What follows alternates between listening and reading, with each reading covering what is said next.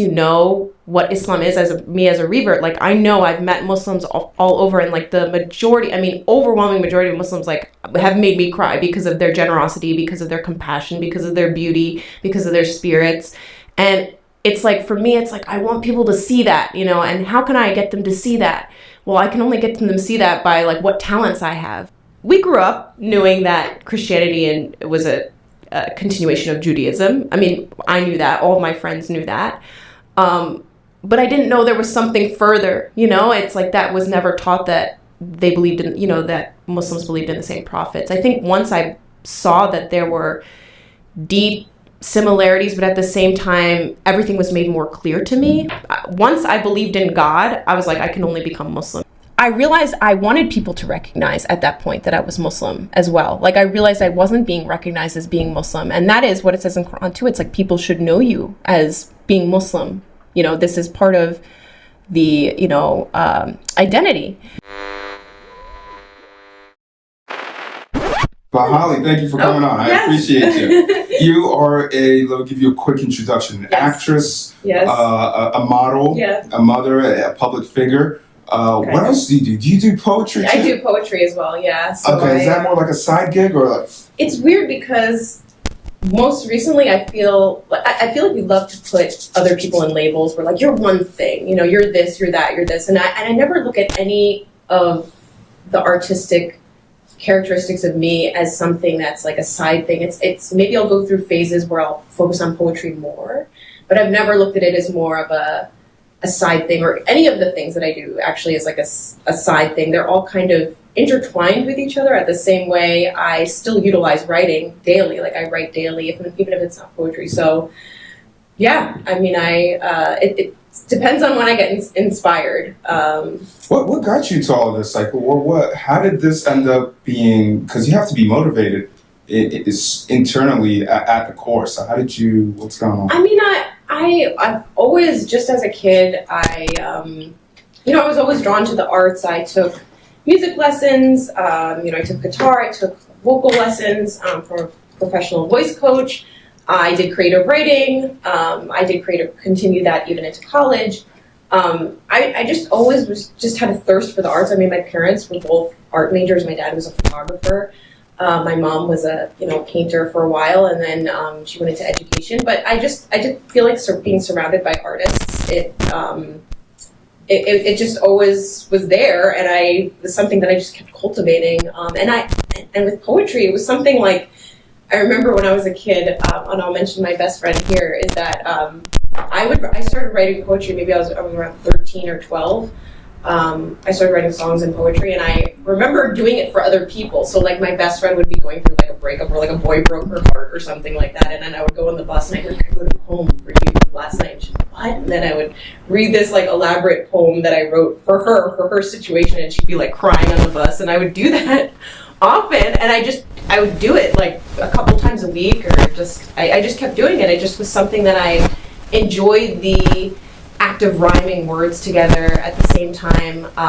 It's almost like a puzzle. You know, when you start writing, you're like, what can go here? What word can be better here? What word describes what I'm trying to say better here? Is this going to have a harsher tone? Should it be softer? Like, I love.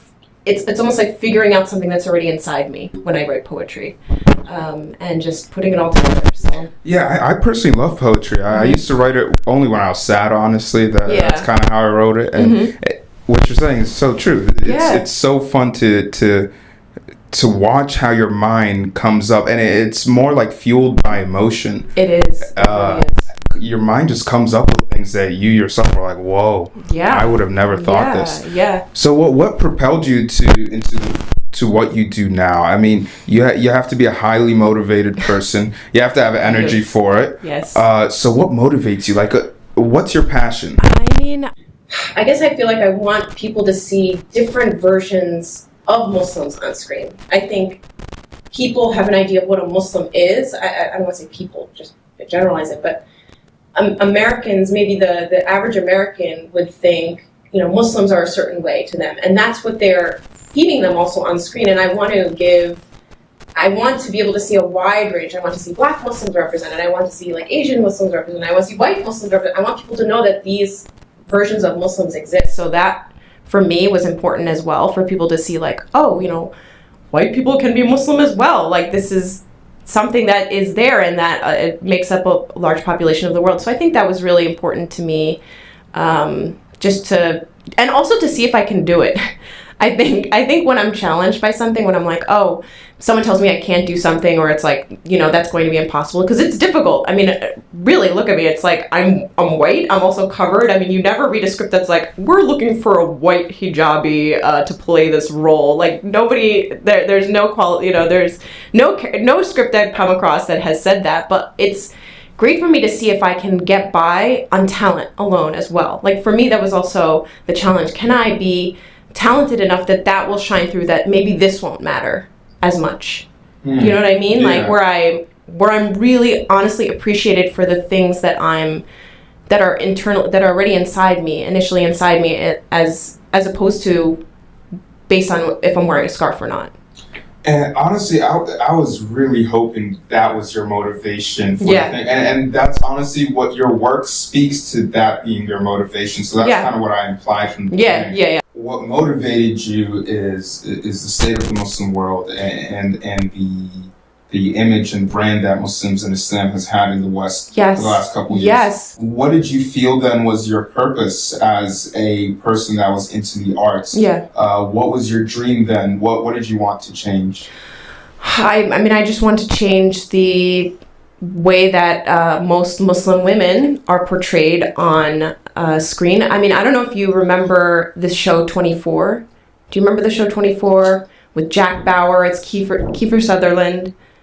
Is that the one about blackjack? Keith Sutherland. Keith Sutherland. Hopefully you can cut that out. Not. No, it's so he's a counter-terrorist unit guy, and this was like a show on, it was like maybe 20 years ago, it was like 14 years ago, it was on the air, and it was Kiefer Sutherland. Yes, that's his name. I got it right.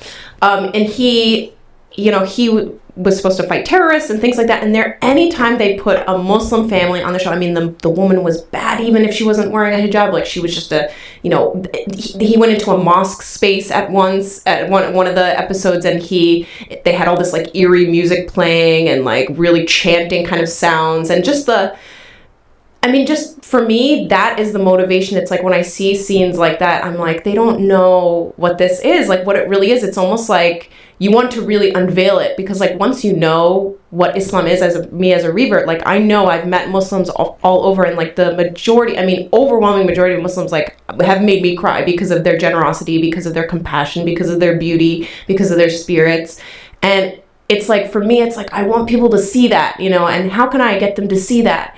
Well, I can only get them to see that by like what talents I have, you know, not by doing anything else. Because if you try to preach to the choir or something like that, that doesn't work, you know, that doesn't necessarily always fly. I mean, people don't want to be lectured to, but people get affected by media. People get affected by what they see on the news, or what they see on a movie or in a film or in a skit. And so that motivated me. I was like, maybe I can change people's hearts with art.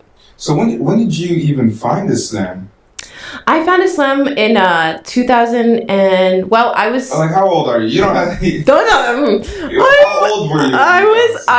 I was 21 when I started to do research about it. Okay, but so when I reverted, I was 20. Oh no, I reverted when I was 21. Yes, when I was in college. It was my senior year. What college did you go to? Binghamton University in New York. Binghamton.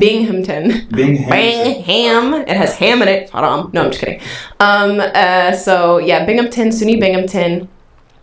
Great school, great theater school. Senior year of college, I had met my, husband at that point. He and I were engaged, and he did not push me at all, but I had already been searching. So that previous summer had gone to China on a theater trip, and we had visited like Western China, had seen the mosque, and that kind of started some questions for me. I just knew I needed God in my life. What were the first questions that were sparked? Because as Muslims, we have a belief that it's really like a mustard seed that begins and then it grows. Yeah. So what was that?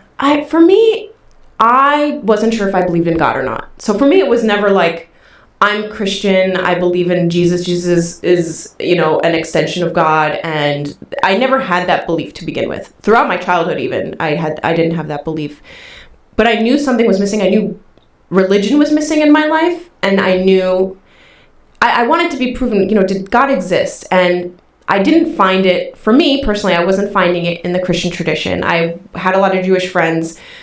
I couldn't bear to think of ignoring the fact that Jesus existed, because I believed he was a person that existed, but I didn't know in what regard, like in what way. I was like, this, historically it makes sense. He really was a person, but in like what regard? And then I just started doing research. And then when I met my husband and his friends, who were Turkish. What were some of the things you searched up? If you can remember for us. Searched up, does, I don't know. At that point I was learning about like Ramadan and Muslims, like why they fast.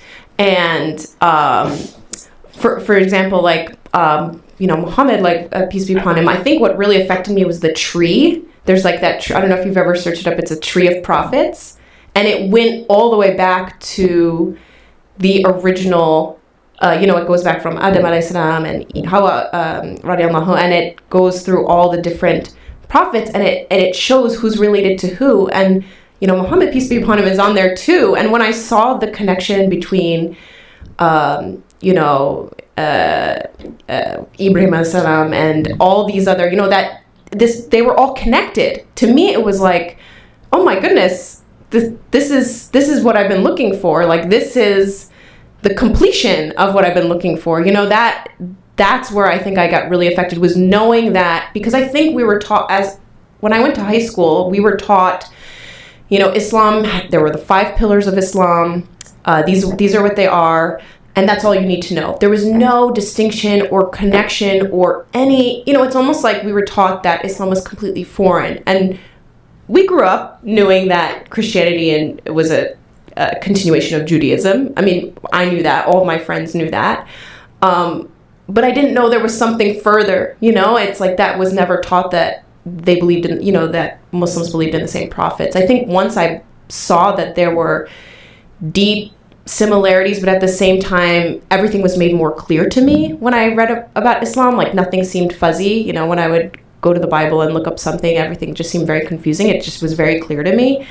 That's when I was really sure, because I wanted to be proven, and it was like once I believed in God, I was like, I can only become Muslim because this is laid out for me, and the fact that Jesus is also not a godly figure and he's a Messiah, but he's also just a prophet in person as well. To me, that was like, that is what had always made sense, and I never found a tradition that could represent that for me. And finally, Islam was the answer. So it was the only religion that truly brought. It truly brought together. Everything that was already in my heart. All those stories. It finally came together in a way that I was completely, wholeheartedly accepting of. Manner, yes. Comprehensive manner. Yes. So, alhamdulillah. Was there a moment? Was there like that moment where you said, "There's no way I could be anything other than Muslim. I'm going to become Muslim now"? I can't pinpoint it exactly, but I can definitely tell you that actions speak louder than words, because like I had never met Muslim people before. I mean, in the high school I grew up in, I think there were like 2 other Muslim people, and I wasn't really close to them, or we were acquaintances, but I didn't know how they lived or was really close with them. But in the friends that I had in college, seeing how they talked to each other, how respectful they were to each other, how gentle they were with each other, how understanding, and just seeing that in action combined with the knowledge that I had researched myself, I was like, this is something different. This isn't like a joke. This is something different. And I just knew it was for me. It's like, I just knew. I can't remember an exact moment where I was like, oh, this, like something happened, like a spark or a light bulb. And I don't think, for the majority of Muslims who revert, I don't think it's like that to a degree. I know there are a lot of reversion stories out there where it's like, oh, the light, I turned to a page and it was like God speaking to me, and like, oh, like angels singing, it wasn't like that for me. It was just through, it was eventual acceptance that this was what it was. It was like eventually the veil lifted and became clearer and clearer, more clear to me. So, what would you say is the biggest difference between not Muslim Holly and Muslim Holly? Oh. Besides the fact that once you were 21. I want to say anger. I used to be very angry. I mean, not like not like to people or anything like that, but I think I just had a lot of like built up anger issues and just a lot of trauma that I didn't know how to deal with. And I think Islam, thankfully, over time has helped me really assuage that anger. Do you want to get into that? Are you okay with me asking what kind of trauma? That's a little deep, but it's definitely something. It is a podcast. We're gonna get deep. I mean, it's an abuse issue, so I don't want to get into like too much because I mean like. It's not like I'm protecting anybody involved. There's nobody alive today who is actually the person who did that to me. But anyway, it's an abuse issue. Yeah. So give us the scope enough to where someone who's suffering from something something similar would be able to relate. Oh yeah. I mean. So yeah, what was happening? Yeah. So I mean, just. I mean, when you, especially as a woman, when you suffer some kind of like sexual abuse or whatever, and especially like at a young age, like I was like 11, it can mess you up like for life. And I think it was Islam, and I think like I, just as a Christian, I wasn't getting what I needed from from that tradition, and through my research and like Buddhism, I wasn't receiving like the nurturing love and mercy that I feel like I needed to like really expand and grow from that trauma. And it was only through like, because your environment is everything, right? I mean, like if you're someone who's lived through some trauma, like you need to be in a space where like people are comforting and take care of you. And I feel like once I met like my, husband and his Muslim friends, it was like finally I was in the space where I felt safe. I didn't feel like I had to be, in my angry thoughts anymore. And like also I was what was kind of, were you angry at the world? Were you I think I was angry because like when you're a survivor of trauma, like you don't, for me, I didn't like blame myself, but I think even if you don't think you're blaming yourself, the blame will come out in certain ways. So like I would like just like I would get really affected by I think I would assume things about people. I would that, and also just like assume people were talking about me or like didn't like me, or like, because I think when you become like really insecure and unstable, and you just think like, oh my God, like what are people thinking about me? To be people talking about me, you start getting really paranoid. One of the things that the Prophet told us not to do, right? Yeah, and so that's what I've tried to, obviously as a Muslim, like those thoughts, like you have assuming the best, reading du'as, dhikr. I think dhikr is like a saving grace for me. I mean, even to this day, I think like when I start getting kind of back into those thoughts, because I mean, it was a pandemic, it was crazy, we can assume things about people sometimes. You have to kind of bring yourself back with those, and that is like obviously brings peace to your heart.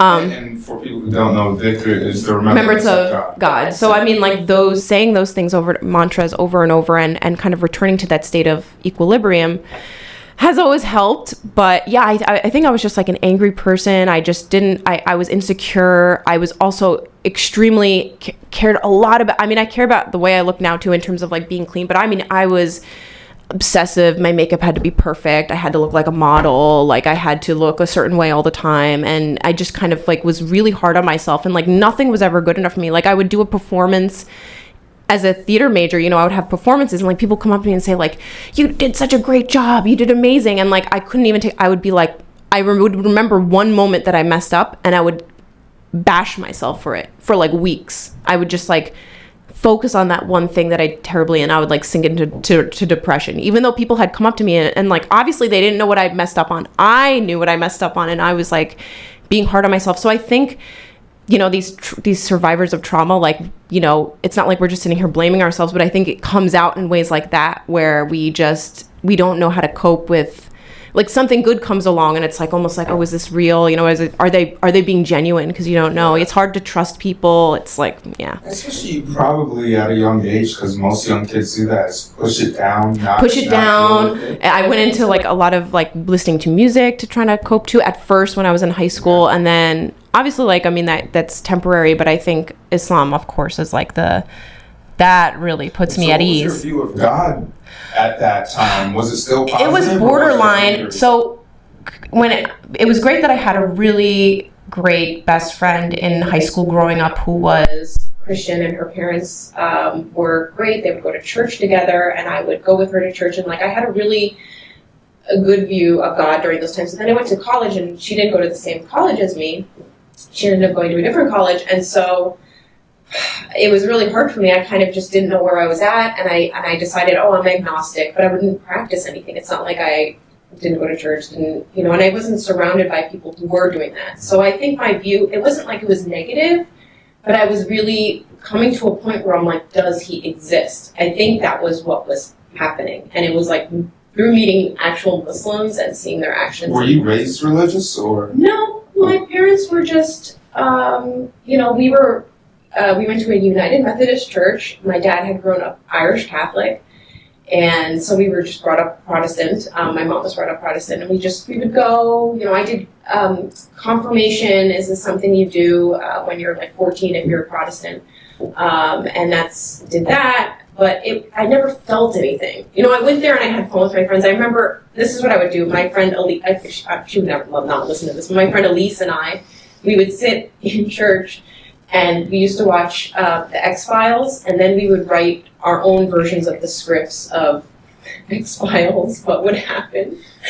And we would pass them back and forth during church. Like, that's how I was just so unaware and ignorant about what the importance, I think, of religion was. Not to say that I don't blame my parents. I love them so much. I know that that's how things are, but it's not like it was almost like a shameful thing to talk about God. Like if you go to a lot of, I don't want to generalize, but I know a lot of like Anglo-Saxon families, religion is kind of something that's very private. It's not to be talked about. You don't even bring God up into your conversation. But look at us, like as Muslims, like even we say Bismillah, we say Inshallah, even in conversation it's mentioned, which is like how it's supposed to be, but that it constantly reminds us that, of Allah, and we're not ashamed about it. I think that was another thing I was struggling with too, to accept religion, is because I kind of was brought up in my culture where it was like believing in God was almost like a shameful thing maybe, or just something that was very private. It was almost embarrassing to me to believe in it. And then finally, once I realized, it's not an embarrassing thing, it was like, I accept this, And yeah, my whole life, I've always had a natural tendency to talk about God, and a natural tendency to talk about things people would generally find uncomfortable. Because I would say one of the things I had before was a very lack of social awareness. So I didn't know that, hey, I couldn't tell you your political views are wrong or your religious views are wrong. So I'd tell people, right? And as I got older, my friends started telling me, like, you're the only human being, including my parents, including my grandparents, that ever mentions God around me. That's so good. That was just mind-blowing to me. What you're saying is the reality in America, where people do not mention God. Or if they do, it's really, I don't want to say, I feel like I'm like trying to be delicate with my words. I'm trying to think of to be delicate here, but like there are cases where it's like the other way around, where it's like, extreme. You go to maybe some like evangelical church and it's like, praise the Lord, and like people, which is great. People are so excited and it's great to see them, in their element. But the majority of Americans seeing that, it's almost like becomes like a mockery. Unfortunately, and maybe there's that to it. But yeah, it's like almost like a thing to be ashamed of. Even Christmas, you look at. You don't see advertisements where it's like Jesus in it or something. There's nothing, and it's like, here's something to put on your tree. Here's a Santa Claus, something that's not attributed to religion. I think because there is a separation of church and state in obviously our doctrine here, that's also something that is just part. I think it's just part of the culture, and the Puritans. Religion has been stigmatized deeply in this culture. And the Puritans that came here were very private about how they practiced. That was like part of their psyche. Yeah, it was like, you should be private, you shouldn't show off, which is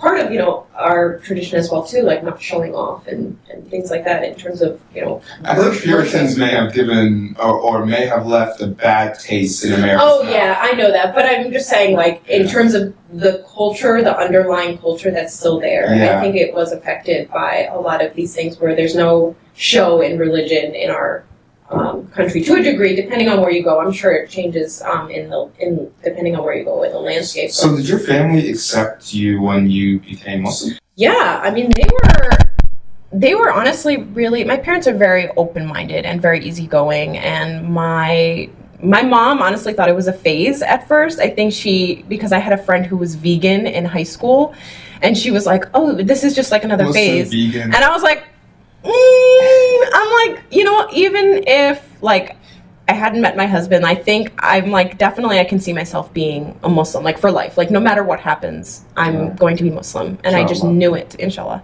And I just knew it because I just knew how true it was to me. It's almost like it didn't matter what she said, but they were easygoing. I think once I started to cover, because I wasn't covering at first, then there were more questions and tension. But I mean, I would just answer things as best as I could. And even if my parents got frustrated at something, I mean, I'm someone who, my parents thought I could be a lawyer at one point because they're like, you're always arguing your point and stuff like that.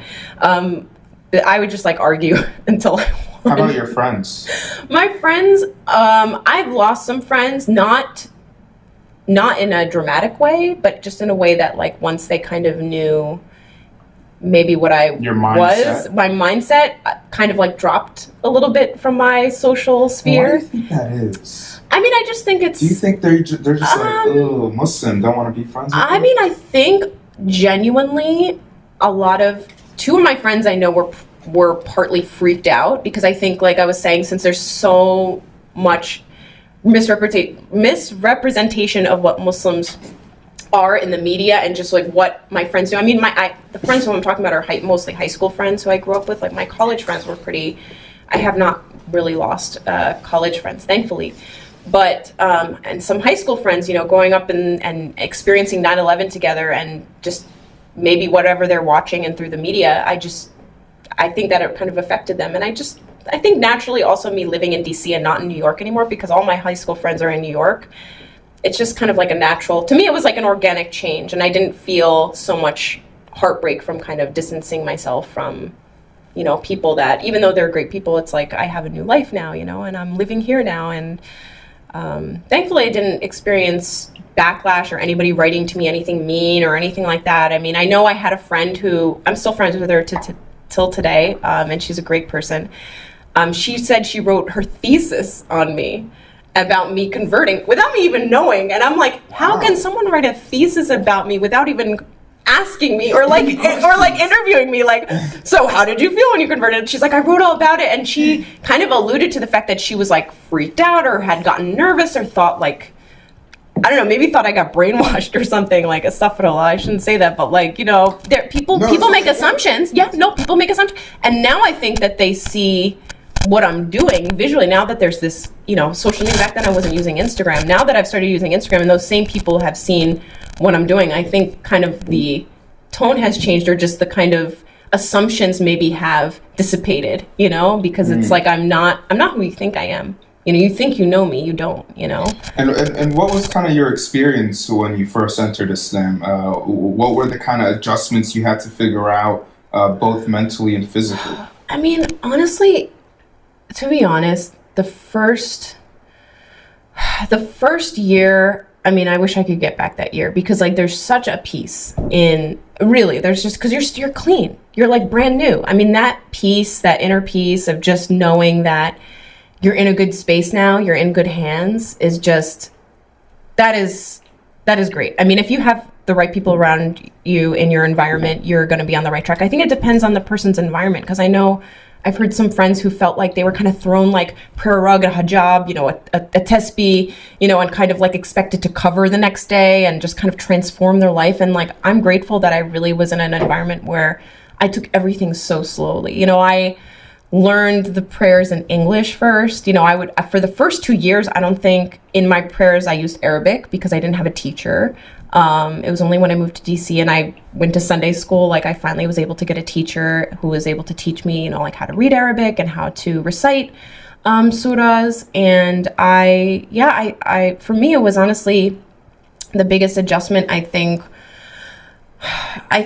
maybe was like male-female interaction, because I'm very jokey. I'm a jokey person with like and I had like a lot of like male friends at the time who were just like friends. And I think it's like to kind of cut down on that and realize like maybe that's not so healthy. Like for me was like maybe hard, because it's like I had such a, I was in theater. We had like huge theater troupes and stuff like that. That was a little bit of an adjustment, but like it's fine. I mean, I'm happy the way I am now. You didn't struggle with taking on any ideologies and anything that Islam asked you to do? No, I mean, like, I think maybe at first I was, what was it? I think even hijab at first, I was like something that I was always questioning. Like, I didn't know if I was ever going to wear it, because I was just questioning, like, what's the point? I didn't understand maybe the reasoning behind it. And I remember I went to, oh my goodness, I'd started wearing like conservative things, where I was wearing longer, looser clothing. And I just felt more comfortable that way. Like naturally that just came to me as something like as a natural progression for me, but I wasn't wearing a scarf. And I remember I think I was going to the market, and I went to pick up something, and there were these guys there, and they started like hitting on me or something, and I got really offended and really flustered, and the anger issue came out again, and I think I like gave them the middle finger or something, and I said something, and I walked out, and I was like, who was that? I'm like, who am I now to sink to this kind of level of just like, did I lose myself just now? Like, what happened? Like, I feel like it made me realize maybe they shouldn't have said that, regardless of it's not like, oh, I need to put on a scarf because of what they said. It was almost like I was upset about how I had reacted to it. And I'm like, you know what? There's probably a reason why you should be wearing a scarf, to obviously cover some of that. But also, I realized I wanted people to recognize at that point that I was Muslim as well. Like, I realized I wasn't being recognized as being Muslim. And that is what it says in Quran too. It's like people should know you as being Muslim. This is part of the identity. And so I knew that I wasn't visibly Muslim, and I wanted to be. And so that those two kind of like combination of thoughts, where I kind of had this like really crazy reaction to these guys, and I was like, oh, like, whatever, I'm gonna wear a scarf. And like the next day I put on a scarf and I haven't taken it off. It was the day after. I was like, I'm gonna wear a scarf. Fine, forget it. You're gonna know me as Muslim from now on. I want to be visibly, because I wasn't, I mean, I look very European. Like, I'm not typical, stereotypically, the way like most people assume Muslims to look like. So I wanted to have that part of me where I was being seen that way. And also I was reading up more about, like Mother Mary, and I was always using that example once I started covering, like my friends who were really curious about me covering too. I would always mention like, well, in front of your Catholic church, Mary's there wearing her veil, and she's covered. Nuns. Yeah, there are nuns, and so it wasn't a difficult decision. But I think it did take me a while. It took me like 2 years to get there. And I think it was just, I'm also stubborn too. I'm like, I put it on, I'm not taking it off. So, So you did the correct, well, I find it to be, some people work differently, but I find it the correct way once you turn to Islam, whether you're a convert or a revert or a Muslim who just fell off and came back on. Yeah, that happens. Hey, it happens, and nobody should feel bad about that either. Too, like that's so many. I am. Yeah, I've spent most of my life not practicing Islam, and if anything, moving away from Islam. Yeah. And one of the things that you take on the religion slowly. It's even Prophet Muhammad, peace be upon him, said, take on the religion slowly, like one at a time. It came down in 23 years. Don't take it on at once. Exactly. And that's what I tell new reverts too. It's overwhelming. I mean, you can't expect this person now that they're changed. Oh, you're going to wear a scarf. Here's an abaya for you. No. It doesn't happen like that. You don't know. Like, you want the thing is also, I did enough research about hijab before I put it on to decide, do I want to wear this or not at 2? Like, I don't want to make it seem like people watching this like, oh my God, she had a bad experience in a store and she flipped out and then started wearing hijab. Like, it's not. I was coming to that point, but it was like the straw that broke the camel's back, where it was like, oh, this is the final reason, you know, after all my research and after me kind of contemplating it, like, this is proof to me, like, this is a sign for me. Maybe it's not a sign for somebody else, but it was a sign. I took it as a sign for me to wear it. Yeah, and guys don't approach me anymore. They're like, it's like, okay, she's wearing a scarf, that's, you know, cool.